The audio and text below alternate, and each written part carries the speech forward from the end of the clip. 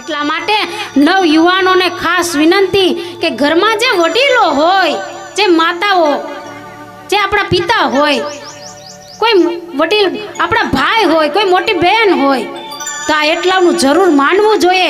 કારણ કે આપણે ક્યારેક કઈ દિશામાં જઈએ ને એ આપણને દેખાતું ન હોય, એ લોકો આપણી આંખ બનીને, આપણી દ્રષ્ટિ બની અને આપણને રસ્તો બતાવે કે તારે આ રસ્તા ઉપર જવાનું છે. તો પિતાશ્રીની વાત માન્યા કરવી જોઈએ, માતાશ્રીની વાત માનવી જોઈએ. માતા ને પિતા ક્યારેય અવળું ના કહે, ક્યારે અવળી શિખામણ ન આપે. અને જે કોઈ વ્યક્તિ આ દુનિયામાં માતા પિતાને ઠેકીને કામ કરે ને એને ક્યારે સફળતા ન મળે. નારદ મુનિ પણ બ્રહ્માજીને ઠેકીને આગળ વહી ગયા, શિવને પણ ઠેકીને, કોઈનું માન્યું ને એને મનની ધારી કરી અને સફળતા ન મળે. એટલે જીવનમાં ક્યારેય પણ માતા પિતાની વાક્યને ક્યારેય કાપવું નહીં. એમ ન કહેવું કે તમને શું ખબર પડે, તમે જૂના જમાનાની જ લઈને બેસતા હોય, તમને હવે કાંઈ ખબર ન પડે, આ જમાનો ક્યાંથી ક્યાં ગયો, તો તું પણ એની સાથે સાથે જા. બીજું શું? જે આપણે બચાવનાર હોય એની આપણે સાંભળીએ નહીં તો આપણી એ જ ગતિ થવાની કે જે નારદ મુનિની ગતિ થઈ.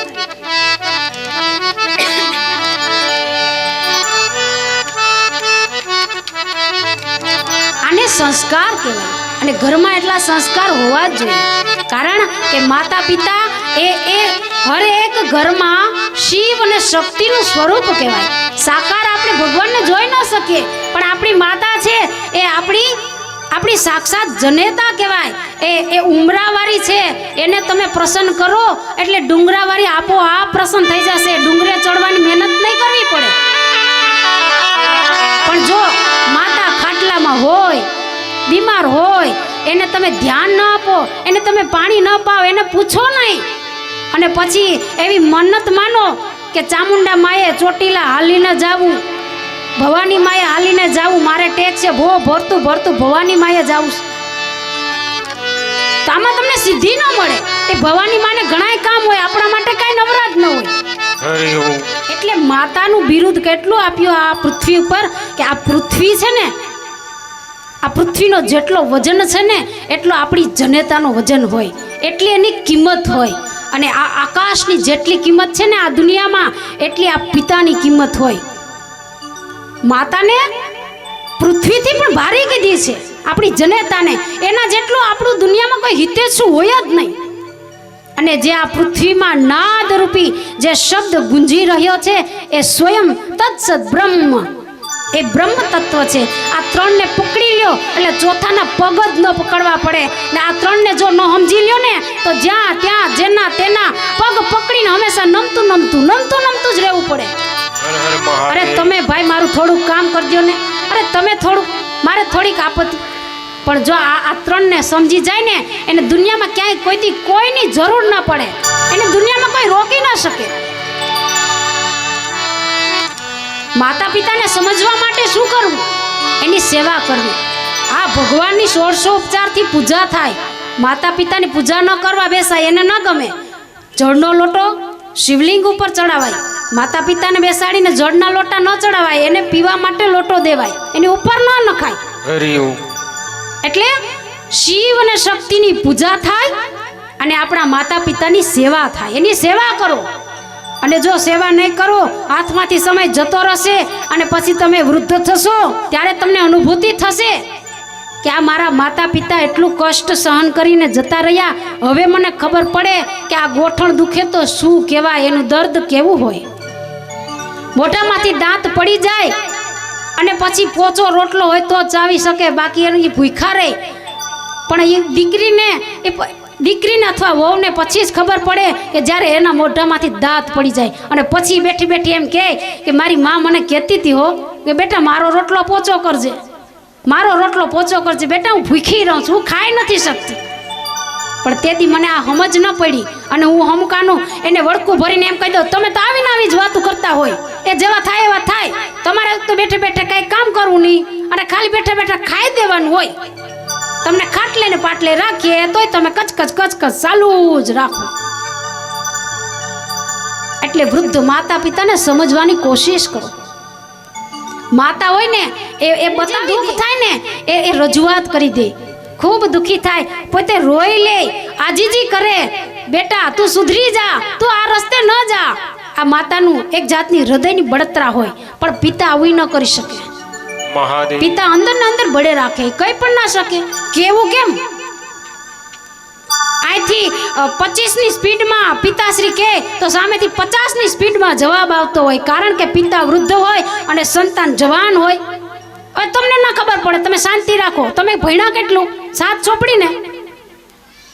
હવે તમે ભણ્યા કેટલું, તમને જ્ઞાન કેટલું, અને મારી ડિગ્રી જુઓ, મારી ઓફિસમાં મારું માન કેટલું છે, સમાજમાં હું જાઉં તો મારો આદર કેટલો છે, બધાની દ્રષ્ટિ મારા ઉપર ટકી જાય, અને તમે તો ઘરમાં મારી કોઈ કિંમત જ નથી કરતા.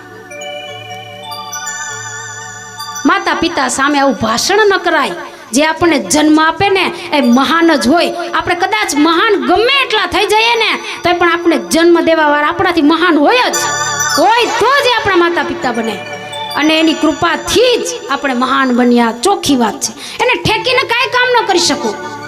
એક શાસ્ત્રમાં તમે વાંચી લો, એક શાસ્ત્રમાં. અરે માણસ તો શું, આપણે સામાન્ય માણસ છીએ, પણ જો કદાચ ભગવાન આ પૃથ્વી ઉપર જન્મ લે અને ભગવાન હોય ને તો પણ એને દશરથ રાજાના વચન ઉપર ચાલીને 14 વર્ષ વનમાં વૈજાતા હોય, તો આપણે શું વસ્તુ છે. એ જો પિતાને એટલું માન આપે, માતા કૈકેયીને એટલું માન આપી, અને એ એક શબ્દનો ઉચ્ચાર ન કરે, સામો એક શબ્દ આમ વળતો જવાબ ન આપે, એટલા માટે ભગવાન રામ પૂજનીય હોય અને એના મંદિર હોય. આપણા ઘરમાં ફોટાઈ ન રાખે કોઈ. અને આ સંસ્કાર જેના ઘરમાં હોય એના ઘરમાં પછી ત્રિવેણી સંગમ હોય. સારી સંતતિ, સંપત્તિ અને સારી સંગતિ. એને સંપત્તિ પણ ભગવાન ખૂબ આપે. એને ભગવાન સ્વયં એના ઘરના દર્શન કરવા આવે કે ઓહો શું આ ઘરમાં સંસ્કાર. તમારાથી મંદિરે પહોંચાય ને તો જવું, ન પહોંચાય તો કાંઈ વાંધો નહીં, પણ માતા પિતાની સેવા કરવી, એનો પડતો બોલ ઝીલવો. માતા પિતા કહે ને કે બેટા પાણી ભરી દે, એટલે એને સાંભળું ન સાંભળું ક્યારેય ન કરવું. અને જો સાંભળું ન સાંભળું કરવું ને તો એ લખતા જવાના મુદ્દા અનેક ગણું ભેગું થઈ અને સીધો વિસ્ફોટ થશે. એટલે આ દુનિયામાં જે આપણને જન્મ આપે એનાથી મહાન કોઈ હોય નહીં. માતા પિતાને હંમેશા ગમે ત્યાં જવું તો પ્રણામ કરીને જ જવું. એને માન આપો, એની ઇજ્જત કરો, એને સન્માન આપો. અરે ભગવાનને તો કેટલું ભજન કરો ને પછી એ પ્રસન્ન થાય, પણ તમારા માતા પિતાને ખાલી તમે રોજ સવારે પગે લાગો અથવા તો એની સેવા કરો, એને પગ દુખતા હોય તો દબાવો, એને ભાવતા ભોજન બનાવી દો. ખોટી રાયડું નહીં નાખવાની, તમને મજા નથી, તમને આ છે તે છે, તમારે તો આવું જ ખાવું જોઈએ. અરે એને જો એટલું ધ્યાન રાખો ને તો માતા પિતા પ્રસન્ન થઈ જાય ને તો ભગવાન તો ઓટોમેટિક પ્રસન્ન જ હોય. હરી હરી. ભગવાન ઘેર ઘેર પહોંચી ન શકે એટલે તો એને માતા પિતાનું સર્જન કર્યું. તો જે માણસ માતા પિતાને સમજે ને એનું દુનિયામાં આજ સુધી નામ હોય. શ્રવણ થઈ ગયો કેટલો મહાન ભગવાન શ્રી રામ આજ સુધી આપણે યાદ કરીએ, અને કદાચ રામાયણ ખોલીને એના ચરિત્રનું વાંચન કરીએ, શ્રવણ કરીએ તો આપણે રોવું પડે. આપણે ખાલી વાંચન કરી અને આપણી આંખમાંથી જો પાણી જતા રહે તો પછી એ ભગવાન શ્રી રામે કેટલું કષ્ટ સહન કર્યું હશે. સ્વયં ભગવાન એક રાજાને ત્યાં એનો જન્મ થયો, સિંહાસનનો પોતે માલિક, અયોધ્યાનો રાજા, અને છતાં 14 વર્ષ સુધી વન ભટકે.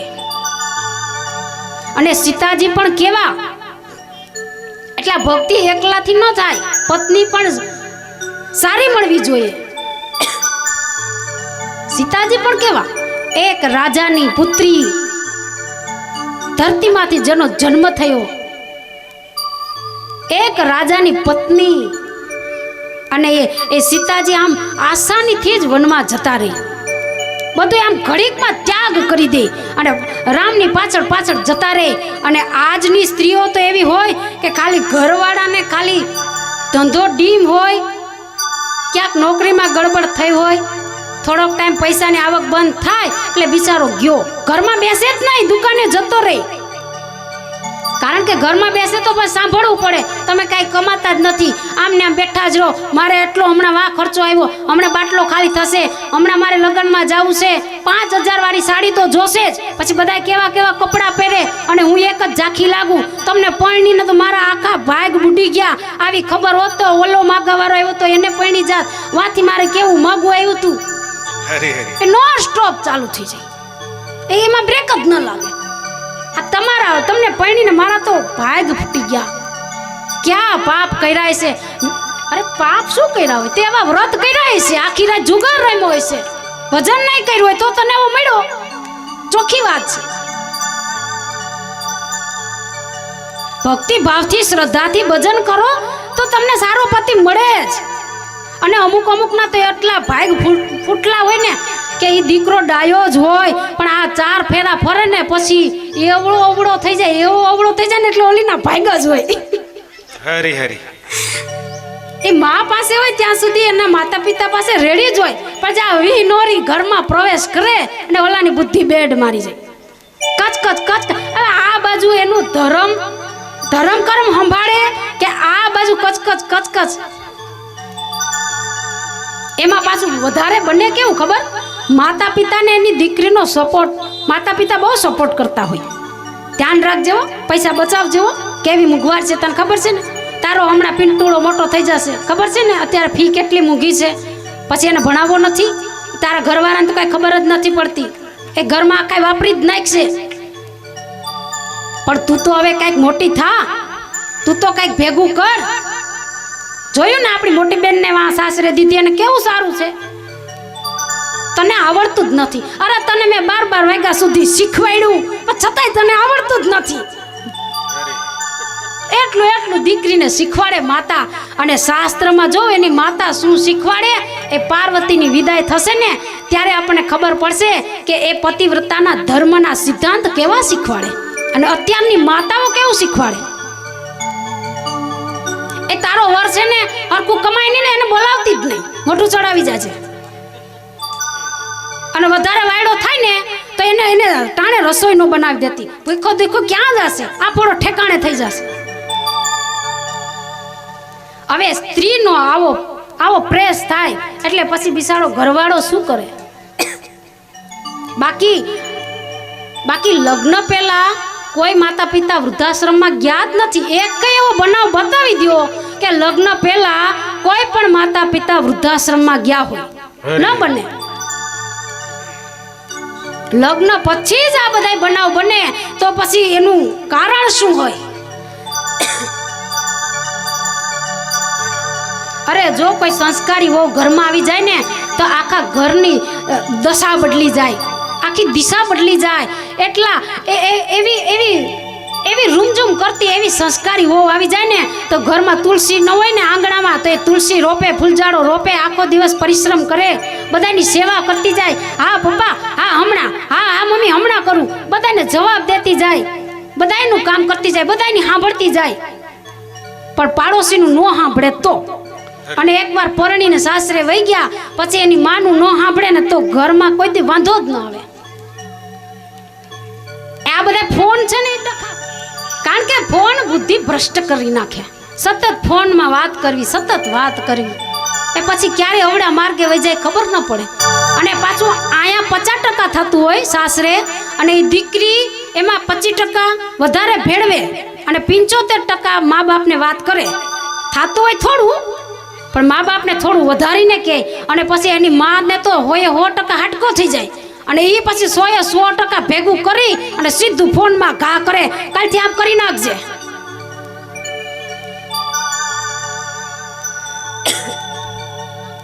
તો હવે આમાં વાંક કોનો? ઠીક છે, મા બાપે આપણને જન્મ આપ્યો, 25 વર્ષના કર્યા, ભણાવ્યા, ગણાવ્યા, એટલી મહાન તપસ્યા કરી અને આપણને એટલા સુધી પહોંચાડ્યા, નોકરીમાં વર્ગાડ્યા, એટલો ખર્ચો કરીને પરણાવ્યા. અને એટલા વર્ષનો સંબંધ આપણે 30 વર્ષનો સંબંધ અથવા 25 વર્ષનો સંબંધ હોય ને તો આપણે 2 વર્ષમાં 2.5 વર્ષ ન થાય ત્યાં તો એ બધું રફા દફા કરી નાખીએ. પુરુષો લોકોએ શ્રવણ જેવું થઈ જવાનું. જો તારે રહેવું હોય તો રે, બાકી તને જાજા રૂપિયા આપતા હોય ને એને ત્યાં જતી રહે. ચોખ્ખી વાત. બાકી ક્યારે ધર્મનો, ક્યારે સિદ્ધાંતનો, ક્યારે કર્મનો, ક્યારે આપણા શાસ્ત્રના જે નિયમ છે એનો ભંગ ન થવા દેવાય. ક્યારે ભંગ ન થવા દેવાય. પત્ની કહે કે તારી માં મને આખો દી કચકચ કરે એટલે એવું એનું માની ન લેવાય. એવું હોય તો એક દિવસ માળીએ ચડીને જોઈ લેવાય આખો દી મારા ઘરમાં શું થાય. ઘરમાં કહી દેવાય હું નોકરીએ જાઉં અને છુપાઈ જવાય અને નિરીક્ષણ કરાય. ક્યારે કોઈની સાંભળી અને માં કદાચ એમ કહે ને કે તારી વહુ આમ કરે તો એની પણ ન સંભળાય. હરે હરે હવે આ બધાય જેમ આખી નદીઓનું સમુદ્રમાં એકત્રિત થાય ને એમ આ બિચારા અત્યારના યુવાનો પાસે માની ફરિયાદ, બાપની ફરિયાદ, વળી પત્નીની ફરિયાદ, પછી સાસરે જાય તો સાસુ ફરિયાદ કરે. હવે આ બધું ભેગું થાય અને સીધું પેલા યુવાન માથે ઠલવાઈ જાય. હવે એનું શું કરવું ને એને ખબર ન પડે. પણ હવે યુવાની હોય એટલે સ્ત્રીનો ત્યાગ ન કરી શકે, એને કાંઈ કહી ન શકે. ક્યાંક જતી રહે તો શું કરવું? અરે સુરવીર કોને કહેવાય? એકવાર સુરવીર થઈ જવાય, નિર્ણય લઈ જ લેવાય. મારા મા બાપ છે એ પેલા, તું પછી આવી, એને તારે હાચવવા જ પડશે, એની સેવા કરવી જ પડશે. અને ક્યાં શ્રવણની જેમ હું તો કહું હાથ પકડીને મૂકી આવાય. શ્રવણની જેમ હાથ પકડીને મૂકી આવાય. શ્રવણ એમ જ કીધું ને એના બાપને જઈને કીધું, લે આ તારી પુત્રી એમ કે તારા આંધળા મા બાપને નાખ ઊંડા કુવે.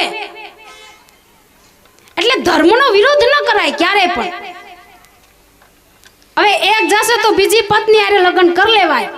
પુરુષ માટે તો આ નિયમ છે, એક કરતા વધારે સ્ત્રી હોય, પણ સ્ત્રીનું તો આખો ભવ બગડે. એ બીજાને પરણે એટલે ગઈ, એ ભગવાનની દ્રષ્ટિમાંથી જાય, કર્મથી જાય, ધર્મથી જાય. એટલે સ્ત્રીને ક્યારે બીજો પતિ જીવનમાં કરાય જ નહીં. શાસ્ત્રે એની અનુમતિ ક્યારેય નથી આપી, એક શાસ્ત્રમાં પણ નહીં. પણ જો સ્ત્રી આડી વાકી થાય તો પુરુષ બીજા લગ્ન કરી શકે. પણ જો ડાય હોય અને લગ્ન કરે તો એ પુરુષને જરૂર સજા મળે. તો બીજા લગ્ન ન કરાય, કે આડું અવળું જવાય જ નહીં. તો હવે પુરુષ લોકોએ બહુ ખુશ થવાની જરૂર નથી. પત્નીએ પતિવ્રતા ધર્મનું પાલન કરવું જોઈએ. એક જ પતિ હોવો જોઈએ, પતિ પરમેશ્વર હોવો જોઈએ. તો એ પરમેશ્વર કેવો હોય? તો પરમેશ્વર કેવા હોય? તો પરમેશ્વર જે વિશાળતા હોવી જોઈએ. તો પત્નીને જ્ઞાનથી સમજાવાય, એની અંદર વાસના ઓછી રખાય, એને પ્રેમ કરાય. વાસના અને પ્રેમમાં બહુ અંતર છે, જમીન આસમાન જેટલો અંતર છે. જો પ્રેમ સાચો હોય ને તો પત્ની ક્યાંય તમારું ઘર છોડીને જાય જ નહીં. અને કદાચ જતી રહે ને તો એ પાછી આવે. હા ઘણાઈને તો તલાક થઈ જાય ને તો પાછી આખી દુનિયામાં ઘૂમીને પાછી ન્યાની ન્યા આવે.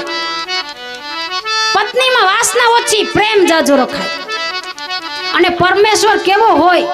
તો પરમેશ્વર જેવી ઉદારતા, પરમેશ્વર જેવો પ્રેમ, પરમેશ્વર જેવી જિમ્મેદારી ઉઠાવવી જોઈએ. અને સુરવીરતાથી જીવાય. અને સ્ત્રીને કહી દે તને કઈ ઘટે તો અહીં બેઠો, બાકી ડગડગ કરતી નહીં. આ જે તારા નિયમમાં, જે તારા ધર્મમાં અને જે તારે કાર્ય કરવું પડશે એ તો કરવું જ પડશે. જો તારાથી નોકરી થાય તો કર, ધંધો થાય તો કર, બાકી કઈ પણ ક્યાંય કમાવાની જરૂર નથી. હું કેવો છે, જે તને જોશે બધું પૂરું પાડીશ. જો પુરુષ શૂરવીર થઈ જાય ને એના ઘરમાં ક્યારે ડખા થતા જ નથી. પણ પુરુષ જ એવો પત્નીનો ગોવાળ બની જાય ને કે એને ખબર નથી રહેતી કે હું શું કરું. આ મારી માં, આ મારો પિતા, આ બધાનો ત્યાગ કરવા બેઠો. પણ જો પુરુષ એટલું સમજી જાય ને તો દુનિયામાં ક્યાંય કોઈ ઘરમાં ક્યાંય ડખા થાય જ નહીં. તો હવે નારદજીએ બ્રહ્માની વાત સાંભળી નહીં અને એમાંથી આ બધું ગૃહસૂત્ર આપણે એટલો સત્સંગ નીકળી ગયો. હવે બ્રહ્માજીની વાત શ્રવણ ન કરી અને નારદજીને વિષ્ણુ ભગવાને કહ્યું કે હવે તમે પિતાની વાત ન માની તો હવે તમે શિવની ભક્તિ કરો, તીર્થયાત્રા કરો અને આખી પૃથ્વીમાં પરિક્રમા કરી અને ભગવાન શિવની ભક્તિ કરો.